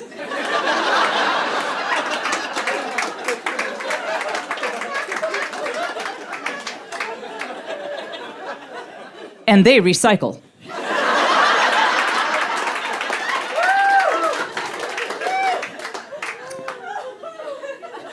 They won't stream the good stuff anymore, so I wised up and I bought some bootleg copies on eBay of some old cartoons.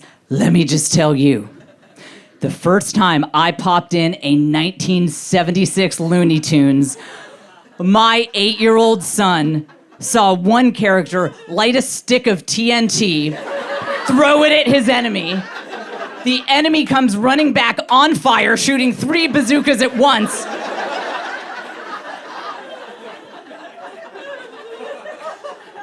My son turned around and said, "You have been holding out on me."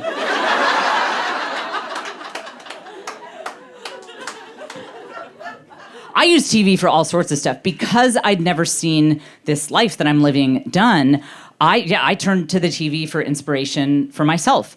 I openly admit, I actually I learned a lot about what it means to be a mom from that classic TV show that makes having a big family look like so much fun. You know, Game of Thrones. That was very inspiring to me. I would watch that show and I'd be like, nobody asks those moms what they do all day. I don't see them having to make a meal plan. I said, these women on this show, man, they get involved in everyone's drama so that all their kids can marry rich and nobody in this family ever has to work again. I'm like, that is a model of motherhood I can get into. I realize I'm not a stay-at-home mom, I'm a stay-at-home matriarch.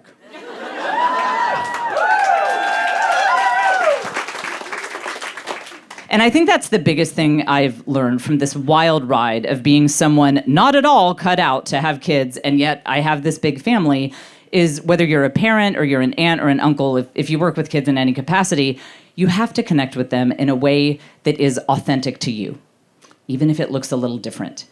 And it took me a while to learn this. When I was a young mom, I thought that all moms were supposed to do glitter crafts with kids. I very quickly learned that if I ever do glitter crafts with young children again, the only result of that's going to be that I will be the most sparkly person in the psych ward. Cannot do it.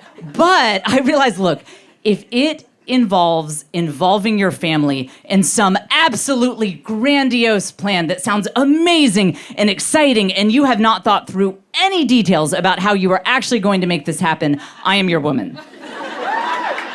It's such a crazy time to like be a parent because we're doing things so different, right? Like now you can choose your parenting style like you used to choose a Mortal Kombat fighter. Our parents only had one style. It was survival. That was it. They just had to make it through.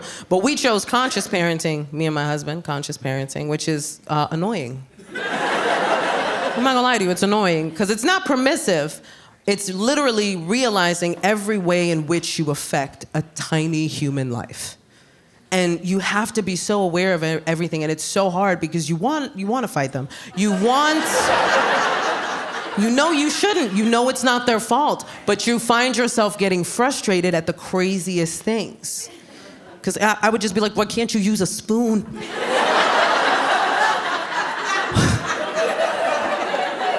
Give my son a spoon, he's like, no, you crackhead.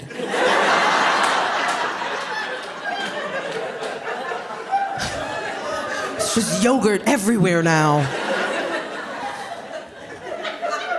And the stakes just get higher and higher as you go along, what you have to teach them, what you have to be patient with, because now we're at potty training. Literally, there was one time my son made full-on eye contact with me as he pooped on my living room floor. And as a conscious parent, I was like, way to listen to your body, little man.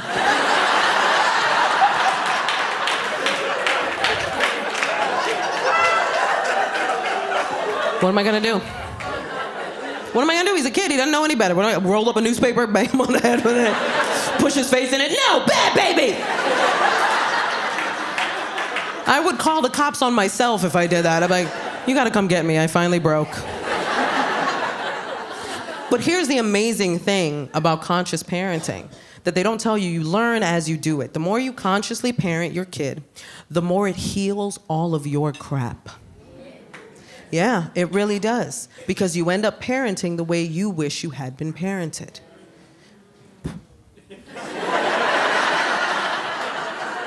I found this out in the moment with my son because we do affirmations every morning. I know, it's adorable. Don't get it twisted, it's Snoop Dogg affirmations. I want to thank me. No, it's a great affirmation. No, Snoop Dogg has a kid show. If you don't know, it's amazing. Yeah, right? Doggyland. If you don't know about it, watch it. He plays a character named Bow Wizzle. You're welcome. The songs all slap. You're welcome. So we were doing our Snoop Dogg affirmations, and my son has that cute little toddler voice, you know what I mean? Like that, like I was like, say, I am strong. And he's like, I am strong. Like, say, I am brave. He's like, I am brave. And then I felt it, like all the stuff I didn't get. You know what I mean? In that moment, I felt that. And like, before I knew it, I was like, say, I am loved.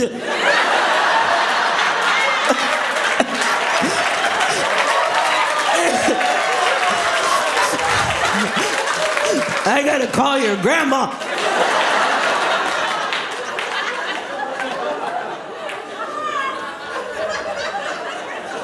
I didn't even see that coming, man. And it's so crazy now being a boy mom. Because the microscope is on us, man. We are underneath such a microscope, everything we do. And I'm fine with it, because I think if we change the game, we could really change how things work out in the world. I really do. I don't mind it. You know what I mean? And my girlfriends were on it right away. The second they found out that I was having a little boy, they were like, it's all up to you. You gotta fight the patriarchy. And I was like, can I teach him the alphabet first? I can. I just gotta be real intentional with it, you know what I mean? Like, A is for accountability, B is for bodily autonomy, and C is for consent. Repeat it to mommy.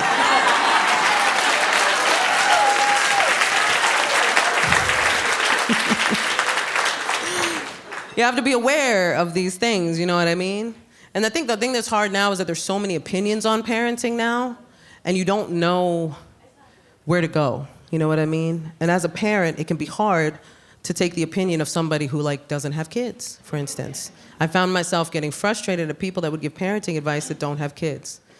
And I felt the way that a lot of parents do. Like, if you're not living this life, how do you know what to tell me to do? Until I realized the reason why I should listen to these people is that they may not have kids, but they are coming from a perspective of a person who experienced a certain type of parenting. And I really had to think, what would my son say about my parenting? And what would I want him to say about my parenting? Not all of it. Some people are dumb.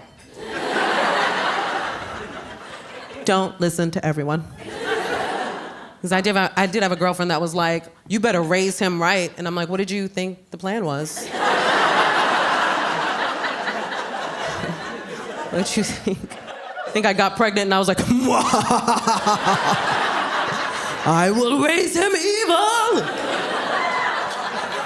Go forth and destroy my child. Of course I want to raise a good human being, but I also don't like being told what to do. So the second she said that, there was a part of me that wanted to be like, nope. I was gonna, but then you had said what you said. Now I gotta make sure he has a misogynistic podcast by the age of 7. Just sitting there with some big old headphones like, as a alpha male. And I'm behind him with my problematic boy mom self like, that's right, baby, these hoes ain't loyal.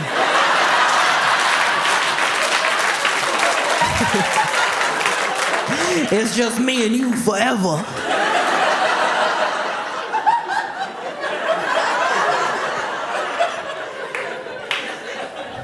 I could never be that mom. Could never be that mom. There was a lot of things that I saw people doing that I knew I wasn't gonna do as a mom. Like, the one thing I don't do is boys will be boys. I don't do that with my son. It's too permissive. There's no equivalent for little girls. So I don't allow it. And you know, the parents that I've seen do it, it gets out of hand real quick. You just know it's gonna snowball to bigger things, like boys will be boys. He stabbed the babysitter. He's a boy. He's learning to express himself. And I know you're not supposed to judge other parents, but I do. I do. Only when I see them doing things that are detrimental to their children or to parenting in general. I can't help but pick up on that now. Like, there was a woman who put out a video and it went viral. And this was the whole video. She goes, I'm gonna teach my son how to cook so your daughter can't trick him into a relationship with her cooking. First of all, don't nobody want your dusty son. First of all, don't act like a basic skill is something to brag about. And second, how long you been out the dating pool, ma'am? What do you think is gonna happen? Do you think I'm just gonna leave a trail of empanadas that lead to an altar? You're gonna be like, oh no, I'm married. What kind of idiot did you raise? There were so many things, and when, me and my husband, when we talked about how we were gonna do this, that we decided we were just not gonna do, right? And there were certain things we promised ourselves that we would do. Because there was a lot to consider. Not only do we wanna raise a good human being, but also, my son is multicultural. Like I said, he's mixed. He's half Puerto Rican, half white, hard tea. That Midwest white hits different, you know what I'm saying? Like, I know there's white people here, but if my husband walked in, even y'all would be like, that's a white guy. Like, you'd be like, I'm white, but that's unseasoned chicken that just walked through the front door. That That is level 10 white. Don't y'all come for my porcelain king.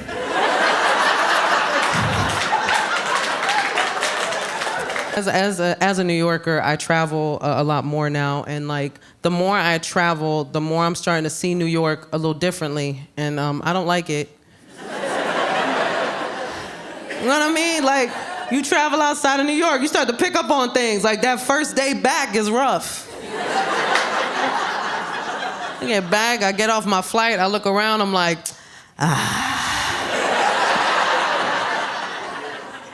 it is kind of nasty.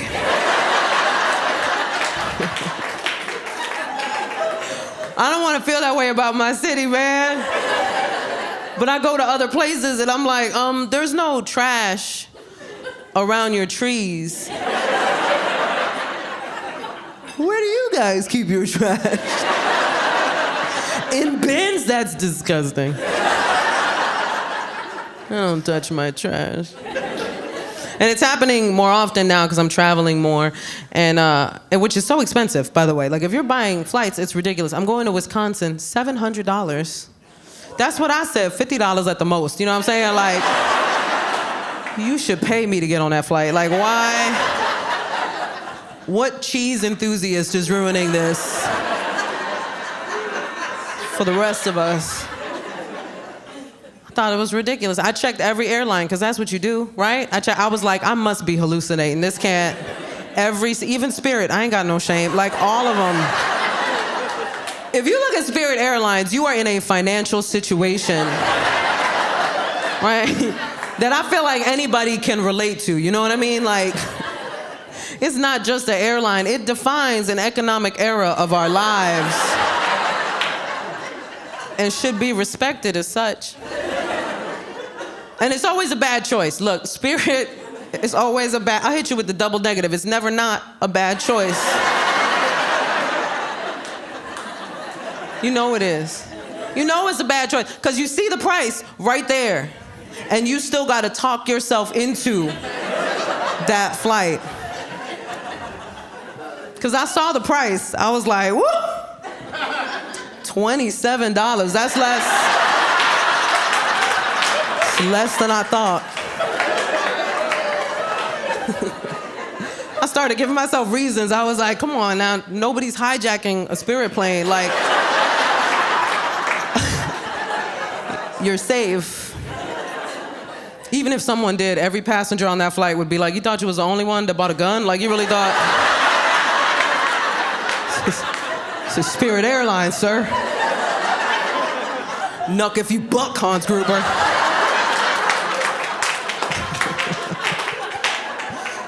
It doesn't matter where I go. As soon as people find out that I'm a New Yorker, they feel compelled to tell me how they feel about New York. Right? Like, I don't ask. But they always tell me, and it's usually some cliche thing, you know, they'll be like, New Yorkers are mean. And here's the thing, we're not mean, we're aggressively kind. Right? We're very misunderstood. I always tell people, get lost in New York City, the first person that will help you is a New Yorker. Guaranteed. Guaranteed, because we can't stand lost-looking people. Like, we hate your lost-looking faces. I'm not even gonna lie to you. We see them at the, like, right at the subway map, just like, Is it uptown? Is it downtown? What's midtown? Literally the middle.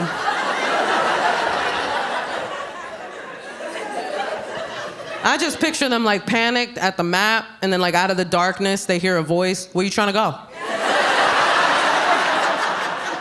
That is one word in New York City. Where you trying to go? No breaks.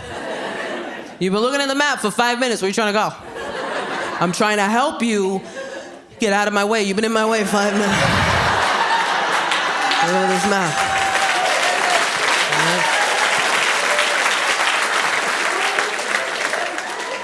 Such a wild thing, man. And people in New York, like, here's the thing about New York City. Like, if you have a bad time in New York City, I feel like that's because you didn't know the rules before you got here. You gotta know the rules before you get here, man. Every city has rules, right? And one of the cardinal rules of New York City, mind your business. It should say that when you land in New York. Welcome to New York, mind your business. Right? That's what forget about it means. It means forget what you just saw. Because what happens in Vegas stays in Vegas, but what happens in New York never happened. Why you snitching? Like, why would you say anything? I had to teach my husband this lesson. My husband is a white boy from the Midwest. Thank you so much.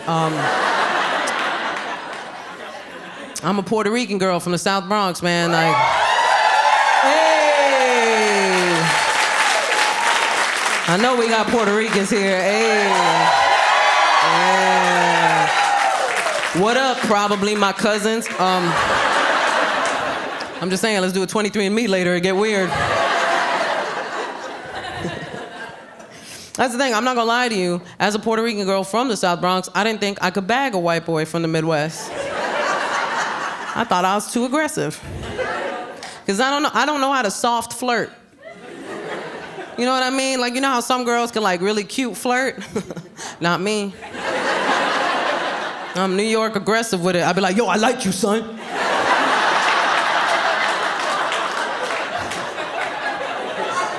You trying to do this? Hey, yo, you trying to smash? Turns out he liked it. He was like, I'm scared, I'm gonna follow her. But I'm not gonna lie to you, man, moving from the Midwest to New York, what a culture shock. I couldn't start him in the South Bronx, you know what I mean? Like, I couldn't. That's not a starter borough, you know what I'm saying? Like, that's...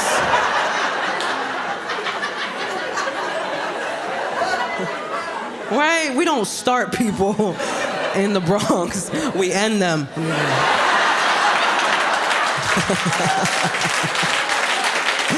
Don't shoot the messenger. Although we do, we shoot the messenger. Nobody getting messages. But we found a nice starter borough, Astoria, Queens, great starter borough, right?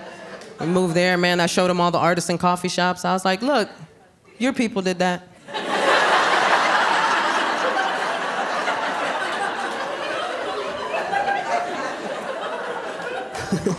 We moved to this nice, quiet neighborhood, or so we thought, till one day we were driving around and a fight broke out in the middle of the street. Two grown men started beating the crap out of each other. And my sweet Midwestern husband was like, oh no. I should do something.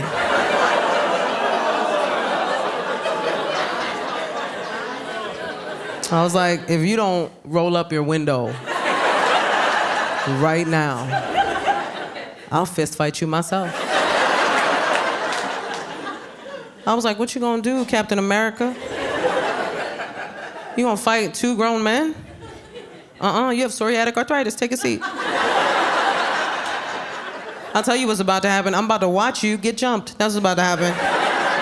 And I'm gonna watch, because I know how to mind my business. I already learned. This is your lesson, baby, not mine. It wasn't like that when we first got to the neighborhood. When we first got to the neighborhood, the hottest beef on the block were two businesses that were at war with each other. It was a health food store and a bagel shop. And the health food store started selling bagels. That's what I said. Here's the thing, they could have sold their bagels in secret. That would have been the respectable thing to do. But they put out a sign. Right, and the sign said, we sell organic bagels. So the bagel shop put out a sign. And their sign said, there's no such thing as organic bagels.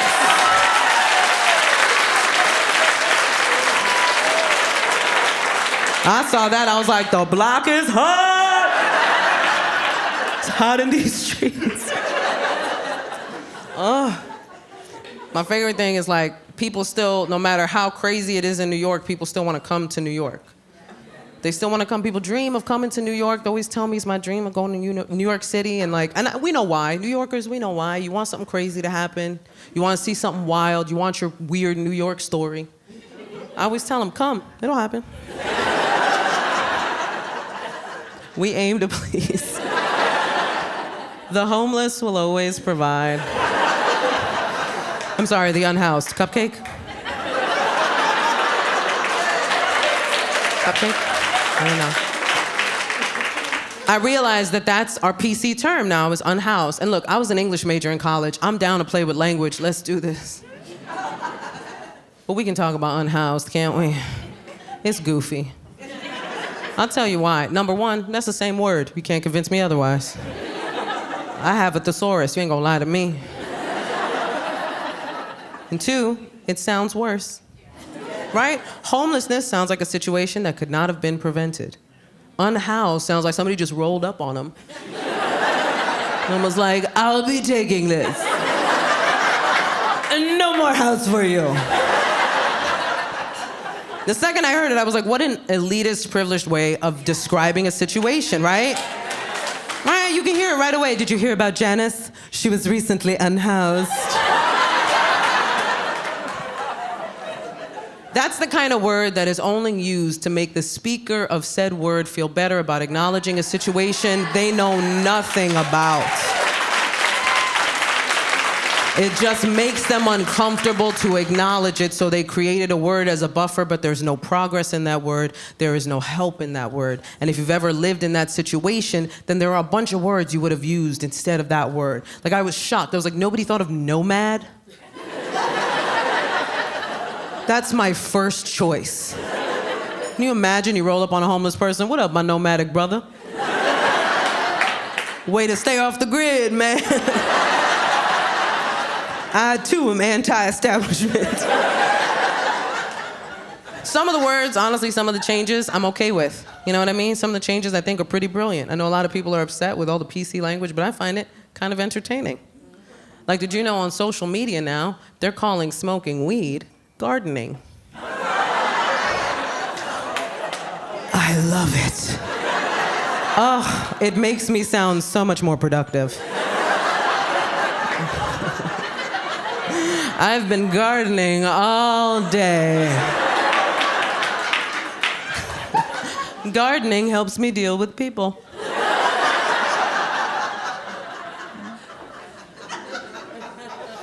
You know, it doesn't matter how crazy New York gets, it's still a vibe. It's still a city that has its energy. Man, when you think about it, even when COVID hit, we were the epicenter. Even COVID came through like, New York is lit. COVID was like, if I can make it here, I can make it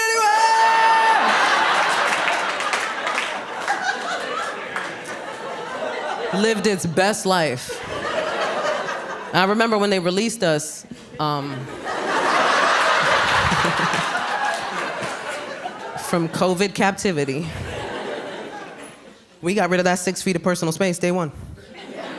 Day one, it was gone, man. We couldn't wait. I know, because I got on the subway, and within 2 seconds, I had a guy this close. Right in my face like that. I was like, sir, we're the only 2 people on this train.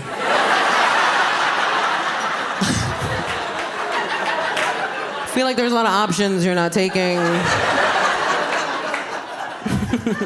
But where you trying to go? I thought he was lost for like a second.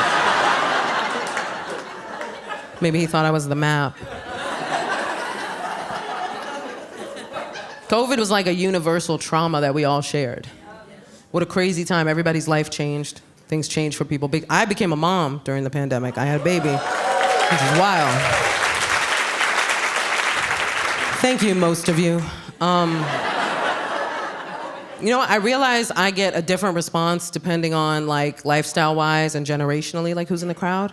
Like if it's older people or people with kids, they'll be like, woohoo, you made a person. But like young single people, y'all be like,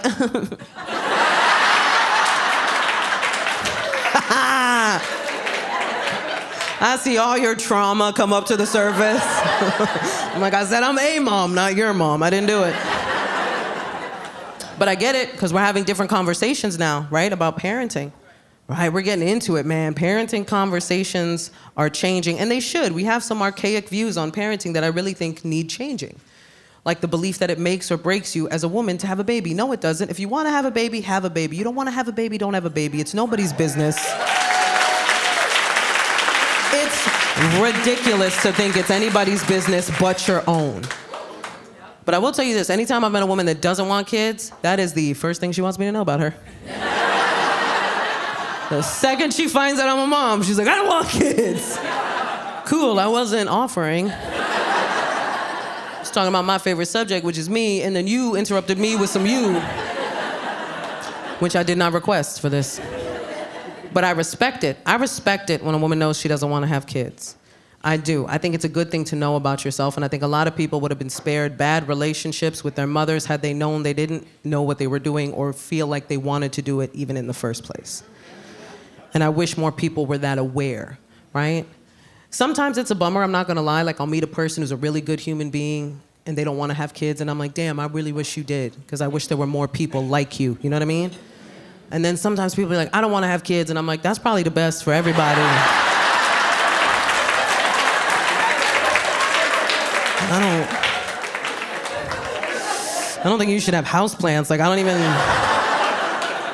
don't know if you know how to love, bro. We're having these different conversations that I feel like are so important because we're talking about things that definitely people that grew up in certain generations never heard of, right? Like, we're talking about toxic parenting, right? We never heard that growing up. And let me tell you something, like I said, I'm Puerto Rican. I guarantee you nobody's cornered the market on toxic parenting like Latino parents. Woo! Man. Oh, look at us trauma bonding. It hurts so bueno, doesn't it? I'm telling you, man. We put the tra in trauma. That was us. That was all us. It was just Alma, we spiced it up.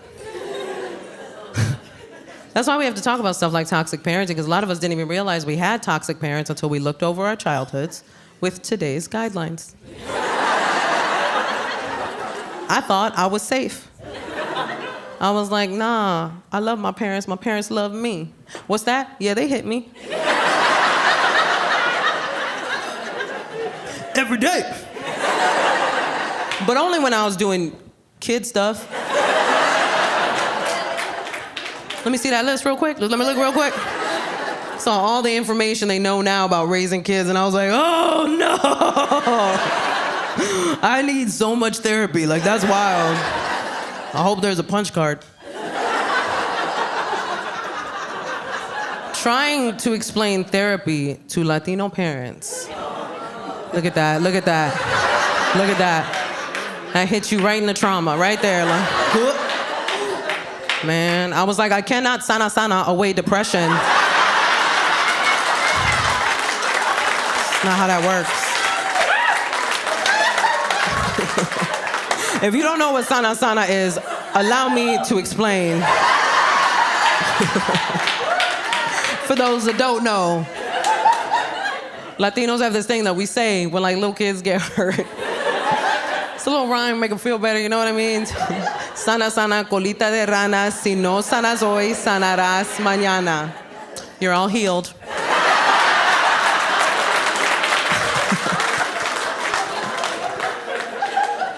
One time my husband was like, can you translate that? And I was like, nah.